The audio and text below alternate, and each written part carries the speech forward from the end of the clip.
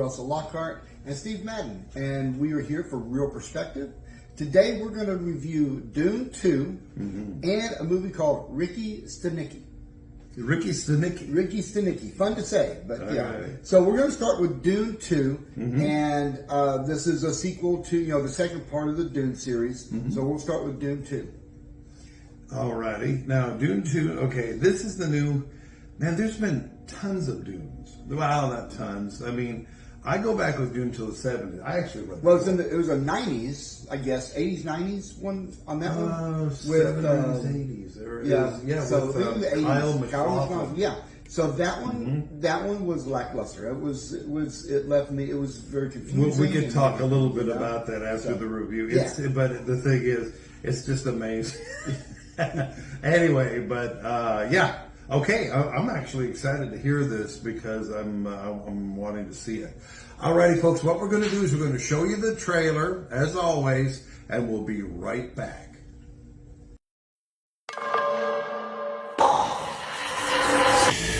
It's okay. I'm here. It's been a while since you've had one of those nightmares. Tell me, what was it about? It's only fragments.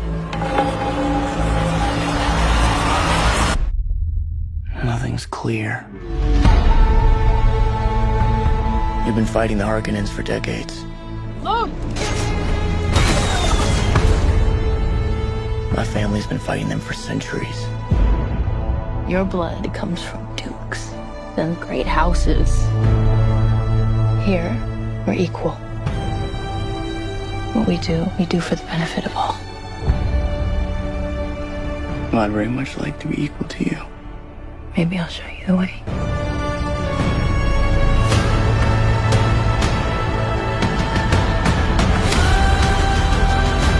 Deal with this prophet.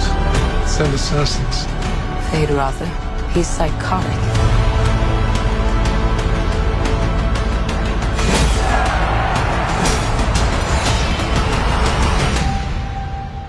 I see possible futures all at once.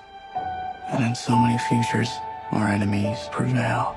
But I do see a way. There is a narrow way through.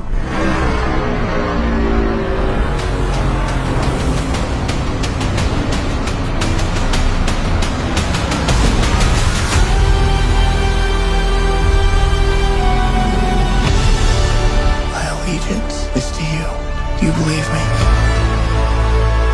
This is a form of power that our world has not yet seen. The ultimate power.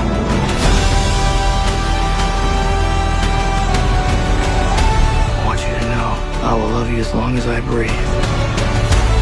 You will never lose me as long as you stay who you are. Consider what you're about to do, Paul Atreides. Silence!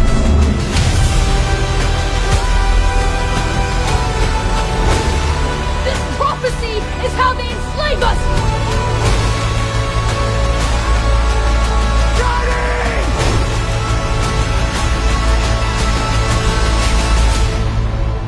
You are not prepared for what is to come.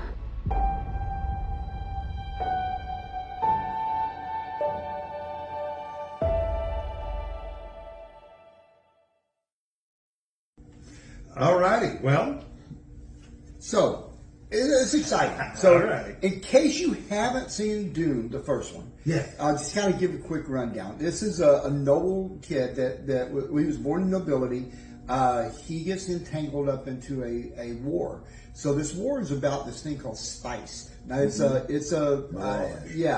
it's something that is like very rich and they're battling over it. And his family it's his family's legacy, his town, or all of his people. So he's going over there to kind of fight in this war. He also has these premonitions of things happening.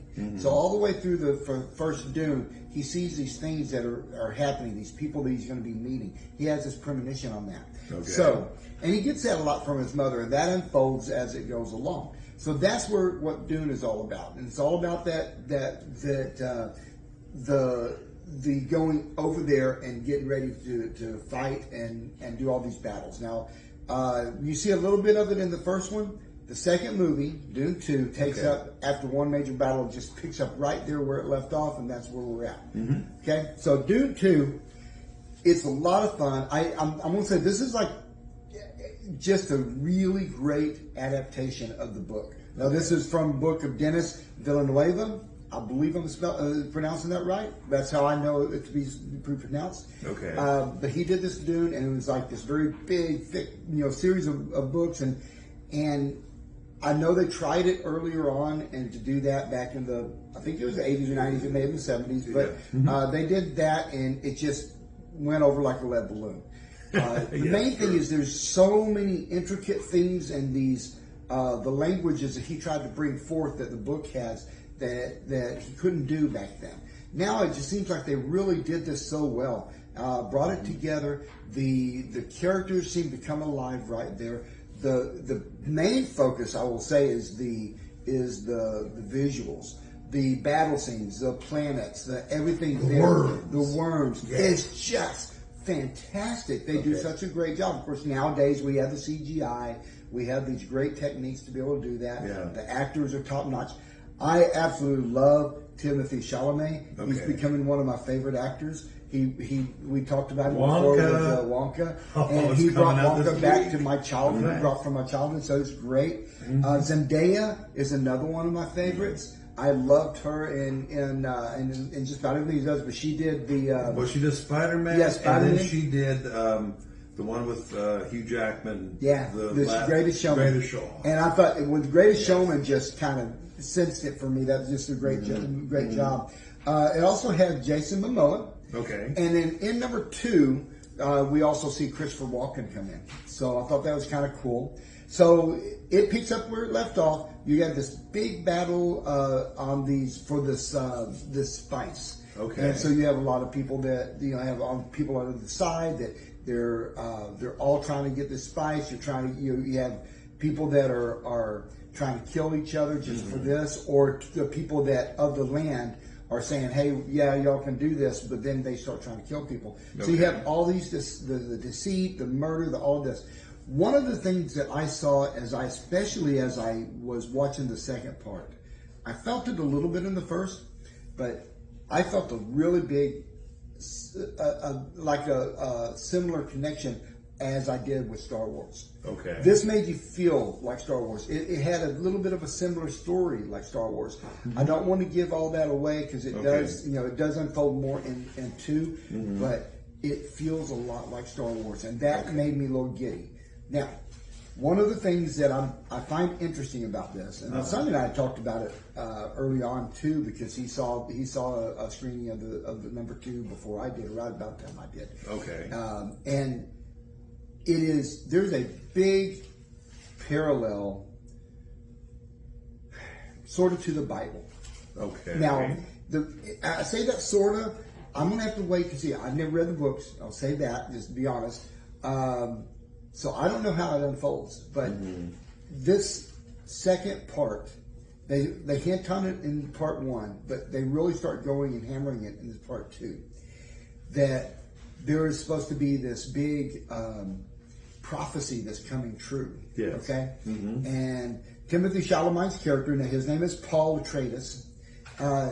He is supposed to be the savior of everything. Yes, indeed. So we kind of look at, he kind of similar to what Jesus was. So that's what that's why I kind of take the parallel there. Now, the only thing is, and just like Jesus, there are people that are calling him a savior, and there's other side, all these people saying that he's a fake and that all this is all just wives' tale. We see that. We see that in religion. We see that in Christianity.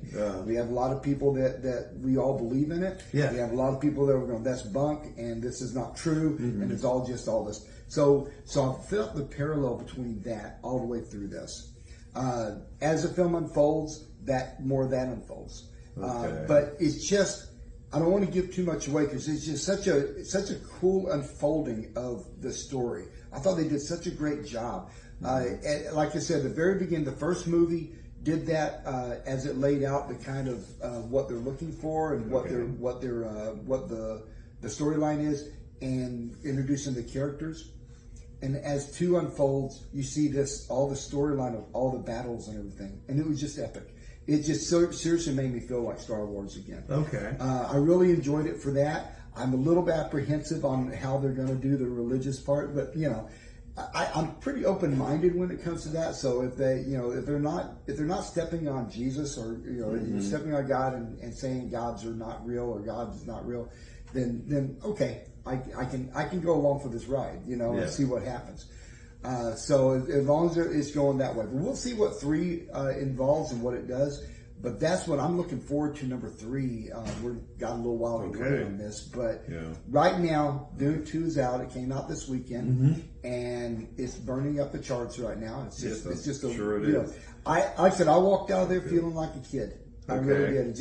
It felt to me a lot like Star Wars, so I really enjoyed it, and the acting is absolutely fantastic. Okay, it's from Charlemagne, who's just fantastic, to Zendaya. Momoa is one of my favorite actors, but I don't care for some of the stuff he does. He kind of goes over the top. It was a crossover with Aquaman, wasn't it? Yeah, no. See, and I didn't have a problem with him as Aquaman. I just had a problem with the whole thing and all the way through on Aquaman. But I've liked Momoa. But like one of the things that we talked about before is like when he did the series that he did, not the Game of Thrones, the one that he did with the racing, Fast and Furious. When he came to Fast and Furious, that part that he did was like a cartoon, like a characterization. Just really, I didn't like that. He just overacted. But in this one, I think he does a really good job in that. But he's not a very big part in it, like I thought he would be. Yeah. But Charlemagne and Zendaya, man, they were just fantastic. Look, I see all of Marvel coming. No, I'm kidding. I'm messing around. You got David Bautista, who was... Bautista's really cool. He was in Guardians of the Galaxy. Yeah, Guardians of the Galaxy. He's really good in here. Now, I will say this. The very first one, when I saw it, I said, yeah, he's playing the same kind of character he always plays. He's always that same character. However, they let his character become a little bit more developed in number 2. He was the youngest nephew. Okay, Harkonnen. Okay. My brother and I watched the original old one when it came out. Yeah. It was late 70s. So we were in Colorado and watched that. And this is the old one. And there's a lot of comparison done. I'll speak to that in just a minute. You were talking about actors. Florence Pugh, who also is in Marvel. Yeah. My goodness.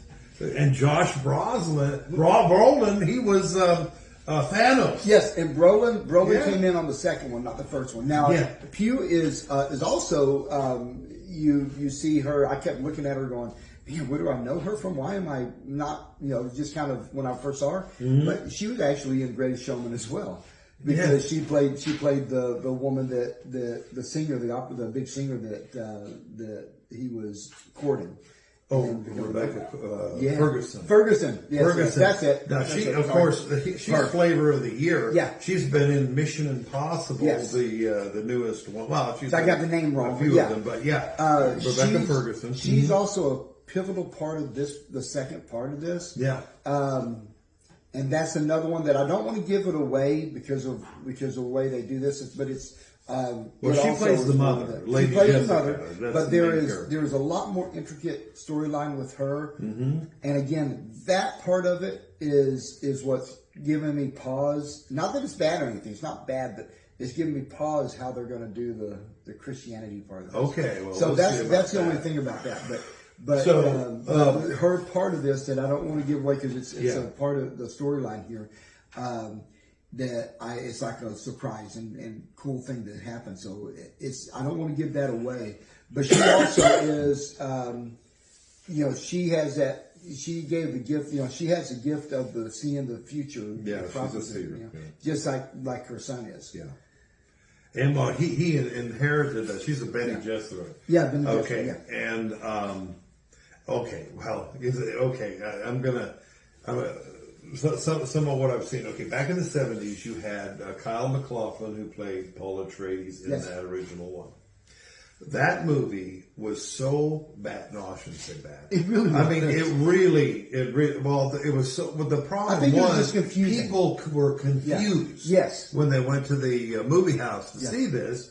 And so what they did, they literally had to develop a new, or some sort of an explanatory thing like you put on a documentary, and put it on the front end of the movie so that people would actually understand. They saw all these creatures and, and the time travel and the folding of time and all this type of stuff that was going on, and they're just like, huh?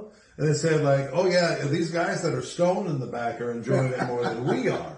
Yeah, and the thing about it is that Villanueva, who wrote the book, he also had a glossary of terms so that you could understand what he was saying. Because he put kind of like Middle Earth, where with that you had these words that the author made Elvish up, and stuff right? like that. So he did the same thing, but it did not stuff, come across very well in that first movie. Okay, and I didn't feel like that was the problem with it, is that nobody understood. This one does so well that what the first one didn't, and that means that they unfold it and it makes you understand everything. That's now good. You may not remember the names of his mom, what his mom is, and all these different things, but you get that whole thing. Did you watch the movie back in the late 70s, early 80s?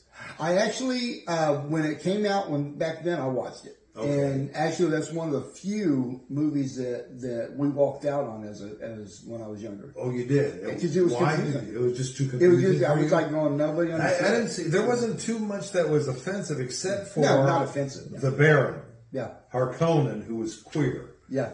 And back in the day, and they had some stuff that was, as a kid. Well, I was a teenager. Yeah. It was shocking to me. I mean, what they did in that, it was just like, whoa. And they're milking a cat, and I mean, and all this. Don't even get me started. They don't play upon that much. The only thing right now with this one, what I would say, is more violence, but it's more of it's more like a war. Yeah. So you see a lot of this, but you're not going to see someone like Saving Private Ryan, where you see guts and all this stuff happening. It's not going to happen. This is more like Star Wars type of fighting, where, of course, they're a little bit more accurate in shooting than the stormtroopers ever were. But this is more of a galactic fight. So you just see people get shot and they'll just kind of roll over and be dead, and you don't really see all the blood or anything. So that's not going to be there. Okay. But it is a lot of violence in the war. Okay, which is fine. Okay, now Frank Herbert was the writer of the book Dune. Yes. His son, Junior, I think it was, took over after he passed away. Did I get the name wrong earlier? Well, no. What you're talking about, Villanueva was the screenwriter. Yeah. So he adapted it to the movie. Yeah. And but the thing is that Frank Herbert was the writer of the book. Okay. And there was Dune. There was what was it? There was Dune, and then the next one was Children of Dune. Yeah, there's a whole series of them. There's a whole series of books. Yeah, if I remember right. Now, and let me go back to my history, because I've watched all of these up till this time. Yeah. You have Dune in the 70s, that one. Anyway. And then the Sci-Fi Network adapted Dune and did Dune plus Dune, I think it was Dune Messiah. Okay, or maybe it was Children of Dune, because he did have, and it went on from that point that the book ended, or the first movie ended. Yeah. Or back there, they did that again, and then they carried on. Okay. Now this one, from what I'm gathering, the ending is almost like the first book, but it actually goes on. He goes from the planet. Yeah. Okay. Alrighty. And then we're going to get the third one. So it'll be a trilogy. So the third one's coming out. But I wish they do more. I mean, those books are so good. That's sci-fi. Yeah. To me, that's sci-fi. Yeah. They like to classify these superhero shows into sci-fi, but they're not sci-fi. No. But no, this is there'll be 3 of them, but I'm assuming if they all do, they may do well, which it looks like they will be. They may adapt more. Okay. I wouldn't be surprised. Okay, let's ask a couple of questions here about it. Kind of do the rundown. Okay. Violence. It's just like I said. It's like Star Wars violence. Okay, it's Star Wars got stuff violence. like that, and the worms come and eat people, or they'll do that. But it's not like bloody violence. So most of the way, the age that would start to enjoy this. I think probably around. I think it's PG-13, so I would definitely say a teenager, 13, 12, 13, 14. Okay. As always, your kids, what they would be good with and not good with. My son, when he was 11 or 12, he would probably, watch this. Yeah. I know other ones that's in my family that probably would be better at 14, 15. Yeah, I was somewhere, but, yeah. I think it was 15, 14, 15. I mean, I was watching B-grade horror movies on TV, but they're TV, Yeah. the stuff like that. They're hokey ones, Planet 9 from Outer Space, stuff like that. But I was like 10, 11 years old when I found that those being interesting and fun. Yeah. I knew that they were just like, they were so hokey that it made it fun, like Empire of the Ants and stuff like that. Yeah. So I was at that age. All right. Nowadays you have to be a little more careful, but this is harkening back to old, like like a Star Wars stuff like Star that. Wars stuff. So it's not like really bad. Not really Okay, bad. nudity and sex. No. Okay. They have a part like Zendaya and Chalamet's characters are falling in love, and they have a part there that it's not any nudity or anything like that, but they're what's going on. Okay, but they don't graphically show depict it for you. No. And what about the woke gayness? Nothing that woke. gay, No, if it was trends? minor. If it was, I can't think of anything. The big guy, the main guy that's in there that lives in the mud and the oil, but it's just, Baron Harkonnen. Yeah. I was told the other day that he was supposed to be a gay guy. But they don't really show that anything in there. They don't really rely on that. They don't push that. Can I? Okay, I can talk. I'm going to talk about the first movie and what was really offensive as a kid that age. It was shocking, and I don't think that they did this here. I'm pretty sure, so I'm not going to spoil anything. Number one, in the people there that Harkonnen had, the slaves or whatever, they put heart plugs. I don't know where this wacko got this idea. Yeah. And if you pull the heart plug, the guy bleeds out and dies. Yeah. Right? And then the other thing was that Harkonnen was a floating gay dude, and he assaulted a young boy. Yeah. On They the don't street. have That's that. the thing. None of that's in here. None of that's in there. He is still a floating gay guy, but he's not. He don't doesn't really go. do that they kind don't. of stuff. Yeah. Okay. No. They don't All do that. righty. Well, the thing is, that kind of stuff, when I was 14, that shocked me. Yeah. Okay. Now, about today, but at the same time, okay, cool. Okay, let's give it your ratings, your reels. How many reels? Between 1 and 10, I'm going to say a 9. I mean, this is solid. This is real solid. It's like you said, my only trepidation is that the Christianity one.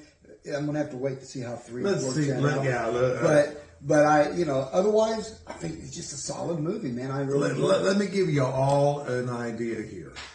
Do not try to base your Christian life on what Hollywood depicts. Exactly. And you'll be in good shape.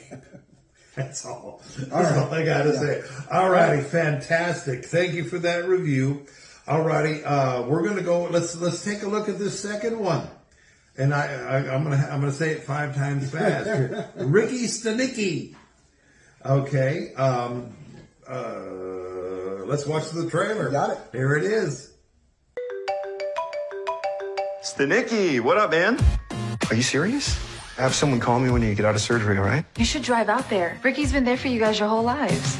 The devil's in the details, my friend. It worked. Atlantic City, here we come. What we got? Ricky's cancer's back. Why does it have to be cancer? Won't everybody get worried? Yeah, and that's going to take us right into the World Series. Ricky Stanicky. The best friend we never had. My baby's gonna be born 6 weeks early. I was born 6 weeks early. Oh, shit. I want to know where the hell you guys were tonight. We called every hospital and there was no record of a Ricky Stanicky. You know, all we did was tell one lie. Hundreds and hundreds of times over many, many years. If the truth does come out, my marriage is over. What if we hire an actor to play Stanicky? Rock Hard Rod, X-rated rock and roll impersonator. I do a whole act, wall to wall, top to bottom, jizz jams. Thanks for coming out tonight, ladies and gentlemen. So horny to be here. This is a really bad idea. Oh, Jesus. I've been cold turkey in the booze. Ricky Stanicky's in the program, remember? Oh, Rod. It's not what you think it is. It's just piss. I'm a hyper every time. Now my mouth. I want you to admit that Ricky Stanicky does not exist. Hey, mas puka! This is Ted Summerhays, my boss. Ted, nice to meet you. Digging the suit and the seedlings, man. The seedlings. The hair plugs, they're new, right? This is my hair. We're gonna lose our jobs. That's my best friend. She a real bad one on the dance floor. Epic night, am I right, guys? Throw it out and come back in. That's my best friend. I was really taken with your friend Stanicky. He's got brass balls on him, that guy. That's why I hired him. That's awesome. You just said... What did you say? Just say it one more time. We can't let him out of our sight. Not only did I miss the birth of my son, but I let some porno Peter Frampton impersonator snip his... And we're done. Stanicky, you are unbelievable. Show's over, Rod. It's Ricky. Ricky Stanicky isn't real. My job sucked, I had no friends. But now I have all those things. Are you a fraud, sir? What's she talking about? That's my best friend. We gotta get rid of him. Every time he tries to make a point, it's like he's smoking invisible dogs. Dear God, it's true. To support. Now it looks like I'm cupping the balls. Okay, and there it is. So the main thing on this movie, it's about three boys who, on Halloween night one year, they do a prank on a neighbor. They put the dog poo on there and light it up because this person wasn't giving candy out. And they fastly find out that no one's home. Okay. And it catches the whole house on fire. Burns out a house. As they're starting to leave, they have this coat, and they said, well, we can't blame it on us. So they started writing somebody else's name in there. Okay. And they had Ricky, which is another name, but then he started to put his last name, which is, like, I don't remember, it started with SNI, and he's going, wait, or STI, and he said, no, wait, we can't use that. So he named it Stanicky. Stanicky. And from that point on, they realized when they all blamed this Ricky Stanicky, and they said, we've already checked all the schools, and it must be somebody that's out of town and come in here. So they said, oh, we got something. So every time after that, if they did something, they blamed it on Ricky. Ricky Stanicky. Yeah, Ricky Stanicky was a fall guy. Oh, that reminds me of the movie. As they go through their life, it kind of gives you a montage of their childhood. Ricky did it, Ricky did it, Ricky did it. Okay. But then you flash forward when they grow up.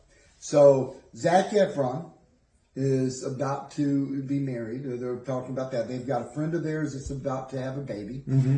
So they are sitting over there and facing a baby, like a baby shower. Okay. And he gets a phone call from Ricky Stanicky, and all of his family, all the wives all know who that person is. They've never met him. Okay. And they said, oh man, he's facing cancer.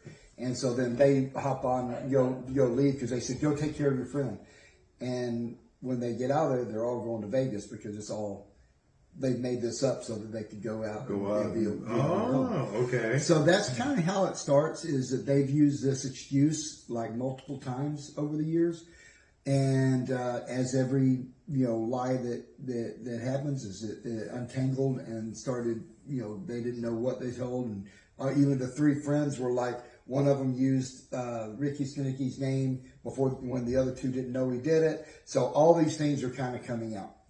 So when their wives one of the wives goes into labor, then they're caught. Because all these people are going, we called all the hospitals over there, and nobody knew who Ricky Stanicky was, and there's nobody that was at the hospital. Okay. So they end up coming clean and saying, well, somebody said it's a fake name. They said, no, it's not really fake. And so they hire an actor that they met in Vegas, and that's John Cena. Now, this is a part of this movie that is very, very, very, very, very, very R-rated, is John Cena's part in there. in there because he plays an entertainer, and I will explain what he does and everything. But it's not graphic as far as visual. There's a lot but of cussing. It's a lot of cussing, and the graphic, the visual, the verbal that he talks about is more graphic. That's what it is. It's graphic as far as what he John says. Cena. And so the cussing and the sexual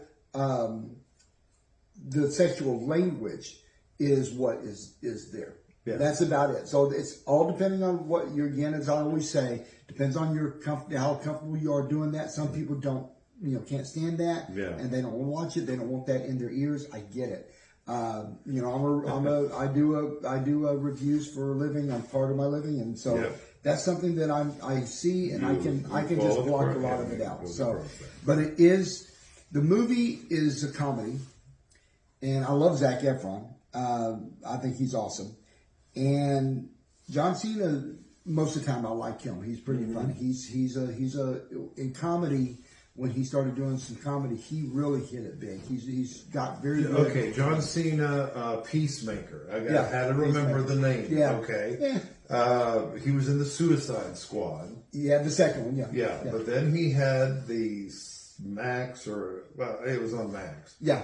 The series Peacemaker, and yes, he has a filthy mouth. Yeah, and it's not just cuss words with him on the movie, but that's just that. Mm-hmm. So they hire him, and things, they're trying to take care of everything that happens, but everything just kind of is one of those entangled things, oh, what a way, tangled web we weave, first we practice to deceive. It's all of that. So it just unfolds that way. Yeah. It's a funny movie, but it doesn't, it takes a little while it's like the funny is every now and then. It's not like rip-roaring funny all the way to the beginning. The first part is shocking but funny with the house. But as it goes through, it just takes a little while for the funny to get there. It's more of okay, these guys are doing this and they're going out partying because they're telling their wives that their friend is sick, all this stuff. Wasn't funny. But as it gets on with the untangling of everything and them trying to cover up everything, that part became funny. Okay. So there was a lot of funny parts in it after that, and the most important part, it's got a really great lesson in it at the end. So I thought that was kind of cool to unwrap that to talk about more honesty. Okay. So I thought that was a pretty cool thing. But like I said, there is a lot of cussing to get through on it, a lot of mature stuff. So, if you are an adult and you don't mind that, you're going to enjoy this movie. If you're an adult and you don't like seeing that and you want to stick to old Disney, because new Disney is getting that way right now. Disney did this? No. I'm just saying, if you like old Disney because you want to stick to that and very friendly, kid friendly and family friendly, then avoid this movie. But this does have a lot of cussing in it, and it is funny, and it does have a really good lesson at the end. Okay. So when we talk about rating, I'll get that out of the way, and then we'll do the questions. But I'll be rating on this. I don't give it that strong of a rating, just mainly because it was for a comedy and for Zac Efron comedy. I thought it was slow to get the comedy going. So I'd give this more of a 6.5 out of 10. Okay, well, with the ratings and stuff. Yeah. Do you remember a movie out of the 80s and it was it was about an imaginary character. And Drop Dead Fred. Drop Dead Fred. Yeah. Did it have any vibes of Drop Dead? Especially the Stanicky guy. No, because with Drop Dead Fred, the imaginary character came back and was real. Doing that. This one is not so much that way. Okay. It's not like blatant. It's more of a. They had this hall pass to blame this one person that none of their families ever knew. Blame it on Stanicky. That's really all it is. Okay. It wasn't parallel at all to Drop Dead Fred. Okay, now I see this was this at the movies or is it just going to be on Prime Video? It is actually going to be on Prime Video. It actually comes out on the 7th. Yes, coming up in just a few days. Okay. Oh, we got ahead of one. Yes. What do you know? Okay, let's talk a little bit about the character or the actors. Now, John Cena, we already mentioned. Yes. Cena wasn't he a wrestler?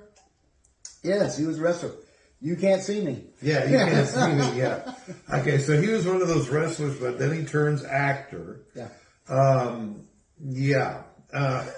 Peacemaker was something else. The Suicide Squad. He was in the second Suicide Squad, I remember for sure. Yeah. And then he had the series on, Was it I think it was HBO Max. Yeah, I think so. Max. Anyway, and yes, that was, okay. It wasn't nudity, but it was dirty. Yeah, talk. it wasn't a bad show, but it was just it was just a lot of cussing in that too. Yeah, but it wasn't a bad show. And well, with any of those movies like Suicide Squad the second, and then that, they really over exaggerate things, like blow their head off or something like that. I'm sure you didn't see the violence like that in this one. This was a different flavor, but you didn't talk bad about that. I did see that Farley did this. Yeah. Peter Farley did this, and they actually invited Jim Carrey into this. He never came. Yeah, he's kind of in a different world nowadays. He's kind of he's more serious, and he doesn't want to do a lot of other things, but he's kind of I think he's kind of slowly kind of going to be walking away from Hollywood soon. Yeah, that's what my feel is on Carrey. Okay, so Peter, is he one of the Farley brothers? I'm trying to remember the movies that they did. Dumb and Dumber. Yeah. Yes, he was a Jim Carrey flavor. Shallow Hell, myself and Irene. There's Something About Mary. Yeah. So that's the Farley guy. As this one goes. It doesn't, excuse if you've seen There's Something About Mary, it gets very adult stuff there too. Yeah. But this one doesn't go to the excess that Something About Mary did. But it does close to there. So, and then, and Farley, I've always liked the Farley brothers. They're funny. That Dumb and Dumber was was hilarious.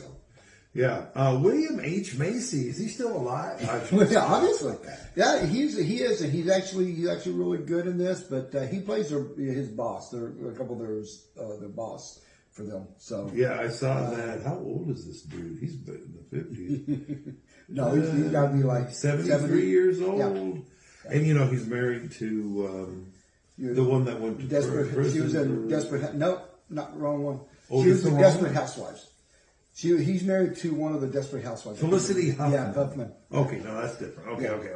Yeah, she's a wonderful lady. I like her.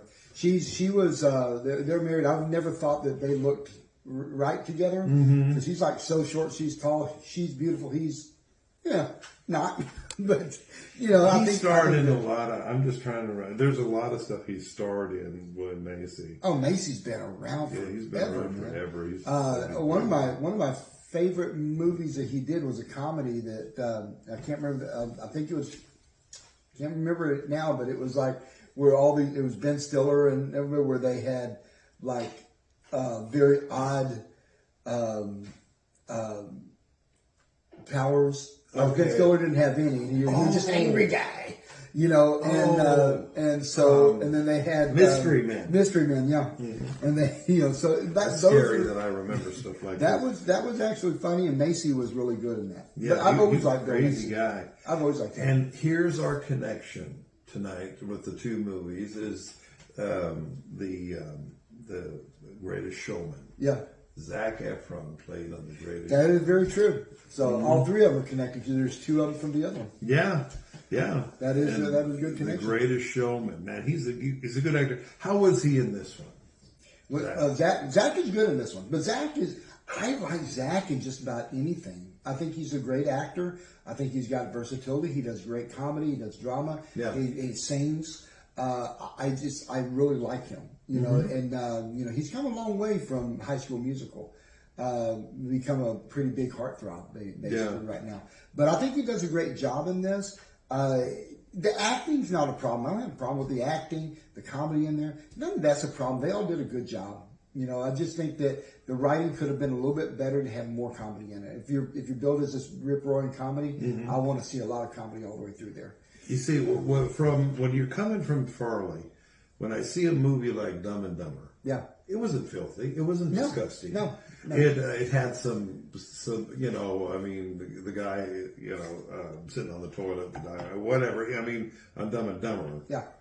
And one of my favorite scenes that I thought I laughed for about 10 minutes was when Jim Carrey and what was the other's name? Jeff Daniels. They were driving in the freezing cold on that thing, and he said, "I got to go to the bathroom." He said, "Just go." And he said, "Oh, that's warm."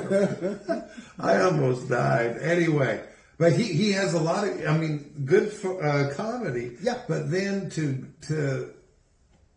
okay. But, you know, I think there's something. There's a difference in people cussing. Yeah. You can hear that all the time. But, and then talking dirty. It's dirty talk. Yeah. You know. And I think that's the shocker of this one is that there's the rant that John Cena does is really adult and very, very not visual, but it gets you that visual in your head on what he's talking about. But so it's one of those things that part of it, and it's a small part of the movie because it's just him in Vegas and he's an entertainer there. Mm-hmm. So they show him on stage for maybe 5 minutes of that of the whole movie. So that part is just there. Now, was he a comedian in Vegas, or was he a singer? He's a singer, but he sings about a certain thing. He takes songs and rewrites them to something. Okay. So I don't want to ruin the. Yeah. But at the same time, yeah. Now, my wife and I watched the remake. I don't know if you want to call it a remake or the TV series, Mr. and Mrs. Smith on. I think it's on Prime or maybe it's Netflix. I'm not sure. Anyway, we were watching this, got into it about 5 or 6 episodes, and then we shut it off and wouldn't watch anymore. And the reason was the dirty talk. Yeah.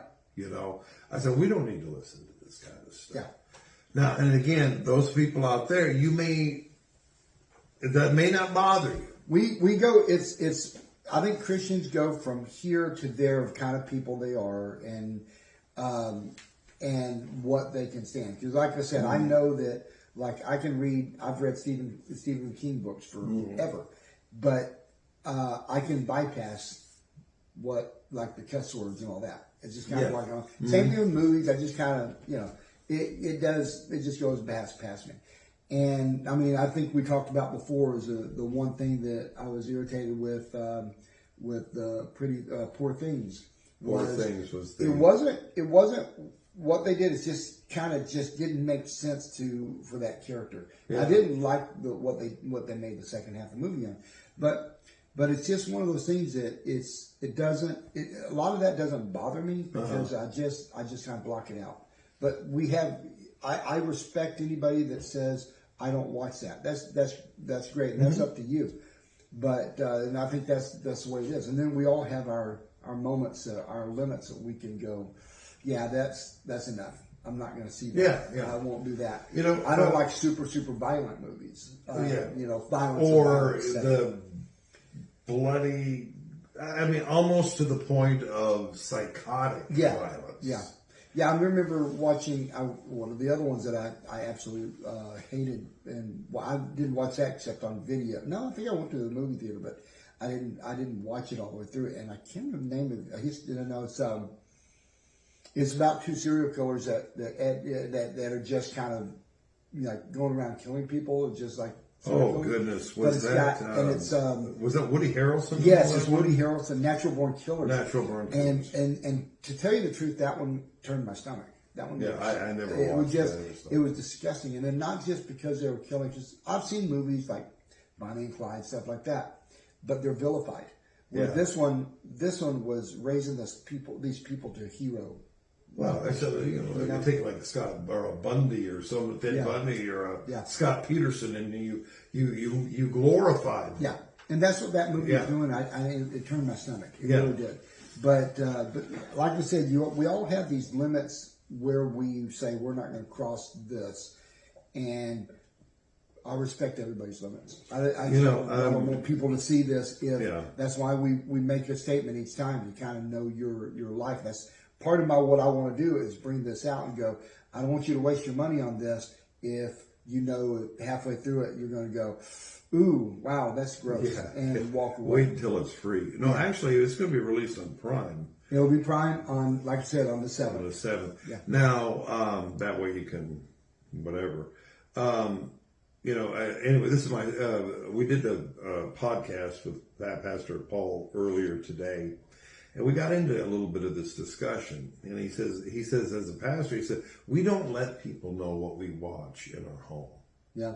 And I was intrigued. Yeah. Is because, first of all, it can go two different ways. People can say, well, you're a pastor, why are you watching this?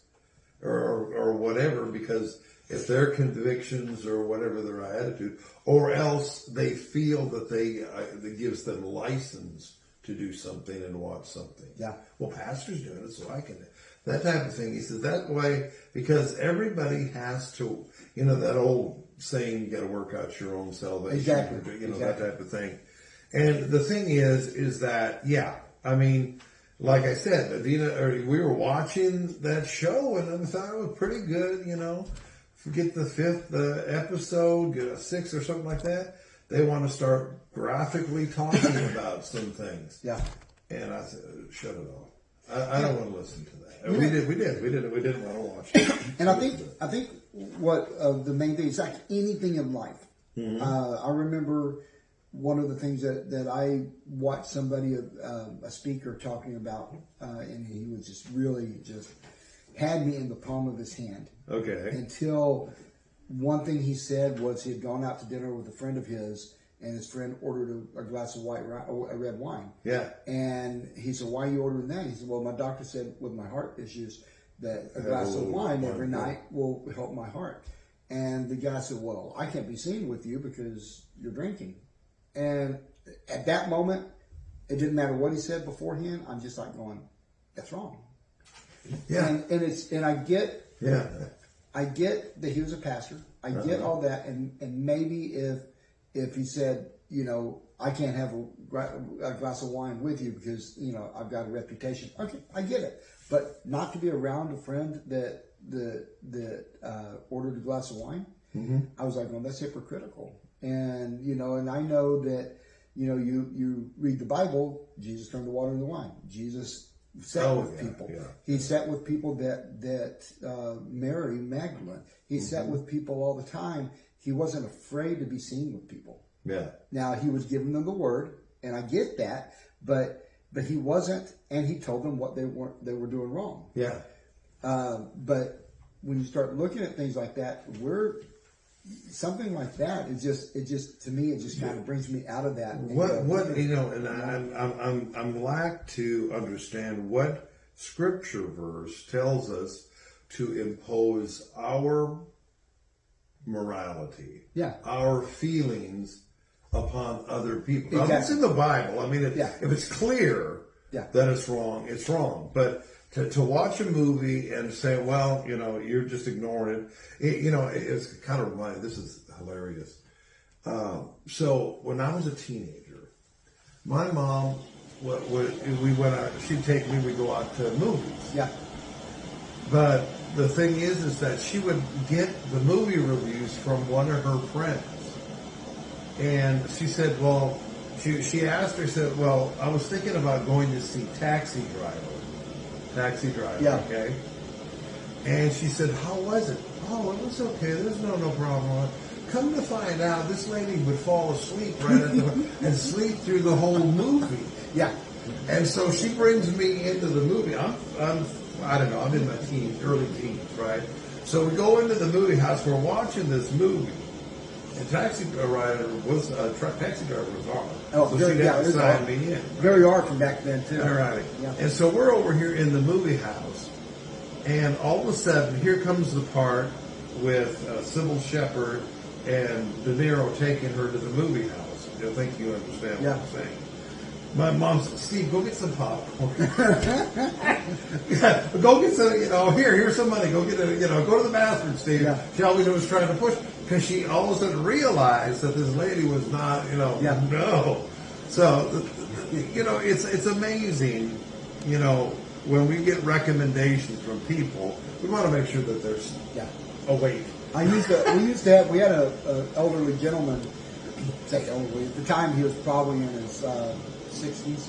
Yeah. And he'd come to every screening we did, and he would sit down and start watching the movie, and he'd out. And he'd snore, he'd be sitting over there, and at the end of the movie, he'd wake up and go, man, that was a great movie. And he always gave all the movie high ratings, man. And it was like, he slept through everything. No, he was even more than half with him. It was like everything would just start rolling in the movie, and he was out. Yeah, his wife would watch the whole thing, but he didn't. It was always funny to me. But okay, let's listen to some of these questions. First of all, violence. Only like fist fighting and stuff like that. There's really not violent. Nothing too violent there. Okay, sex and nudity. Nothing as far as sex and nudity outright. Like I said before, it's more verbal. Verbal. Okay, so, the language, the dirty talk. The language of that, yeah. Okay, the dirty talk, the That's dirty about joke. it. It's not. It doesn't show anything. Yeah. It doesn't do that. But that verbal is a little bit. I mean, it's pretty raunchy. Okay. Woke check. Any preachiness? No preachiness. They did have one of the three friends is gay. Okay. But it was just kind of mentioned as they go, and he was talking about his. Did they delve into his life and say, they didn't go into Berman? that. No, it was just that. It was just he had a boyfriend or a husband, or I don't know what it was, but he had that relationship, and that was it. Was it. And it wasn't even going. My husband, he said, I don't remember his name, but Richard will kick me out if this comes out. Stuff like that. So it was just more of a. It was a character place in the movie that was gay. Yeah, but they didn't. They didn't like bang you over the head, go gay, and you have to accept it. They didn't do that. So it came to mind. There is a new show on CBS, and they're starting it on streaming. It's called Tracker. Mm-hmm. And I guess the guys there are two ladies. One of them's sister, his sister, yeah. Oh, one of his is a sister? Yeah. Okay. And she's a lesbian. Yeah. Okay, the two of them are, but that they are, but they give him his assignments. Yeah. Right? And we've been watching, I watched a couple of episodes that I'm over here going, okay, how are we going to get, I haven't seen any preachiness on it. No, it's just placing the character. It's just a character. And they want you to say that that's a normal thing. Well, whatever. I mean, if you don't want to watch that, then turn it off. It's But yeah, we like. It's a good. Actually, I had a couple. We've seen two episodes. And they're actually pretty decent. I joked last night when we were watching the second episode that I was glad to see Ellen DeGeneres getting a new job again, because the one lady she looks like Ellen. Oh, she does look like Ellen DeGeneres. Like an older DeGeneres. But no, I have no problem with that. Look, I always say this: if you're upfront and you know what you're getting into in something, like we used to watch Will and Grace. You knew what that story was. Yeah, like. there was no question about that. And so you knew you were going into this story, and had a gay guy that was roommates with a straight woman. So you knew that was happening. Mm-hmm. But then you have Ellen DeGeneres' show called Ellen from years ago. That was so funny. It was funny and turned preachy. Yeah, very preachy. That second season, she came out. It was like every single episode was preach. Yeah, and somebody else turning straight, or gay, and somebody else, and it was, to me, it was like it lost that funny, and then it got canceled because everybody turned away, not because of that happening, not because she came out, but because the show was unfunny after that. No, it is not funny. It's not. And that kind of preachiness, I feel, killed the Arrowverse on CW. Yes, yeah, a lot of. I mean, when Supergirl moved to the CW, and then all of a sudden half the characters were turned gay. It's like, what do they have in the water over there at CW that's making them turn? But I don't care if the character's gay, but it's a prejudice. Look, we don't go in there and say, hey, he's a hetero. You have to accept that. And you have to do this. Well, live and let live, man. Yeah, and you saw the guys that. Well, anyway, I'm not going to get into all of it. But some of the guys who do this, they must have they feel that they have a message. Yeah, or they have an agenda on it. agenda that they can Yeah. push. And it's senseless to me. Okay, comedy. Was this even funny? It is funny, but it starts off. It's funny at the beginning because of the situation they get into, and then it kind of goes into, like I said, when you first meet the three adults that are now grown up, it wasn't funny there, and probably for a little while, and then after the lies come to surface and all this was happening, that became funny. It was like funny things happening in through there. So that was funny. But it took a little while for the funny to happen. Okay. I mean, it wasn't intermittent laughs. Yeah. So Okay. it wasn't. It was more serious as you went along. You know that they were deceiving their wives and all this stuff and girlfriends and everything. But it didn't really get funny till after everything started unraveling, and that actually was very funny. Okay. It had some really funny spots in there, laughing out loud type of funny. Okay, build up. Okay, cool. And then, let's go ahead and I think you already mentioned it, but let's give it our reels. Out of 10, I'm doing 6.5 on this one. 6.5, yeah. And the only half a reel. Yeah, 6.5 because, like I said, I feel like as a comedy, it's billed as comedy. I think it should have been funny all the way through. I like comedies that are funny all the way through. Spots of comedy is not. I mean, it's a good movie, but I just didn't think that it was as funny as it should have been, especially with Zach and everybody in it. Dumb and Dumber or this one, which was funny? Oh, Dumb and Dumber. Yeah, a lot funnier. Hilarious. Okay.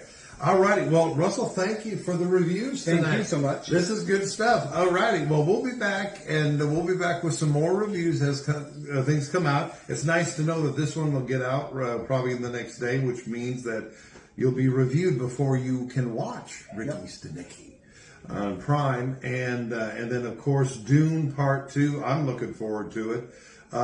Anyway, 9, huh? 9. I like it. All righty. Well, thank you for tuning in, and we will see you next time on Real Perspective.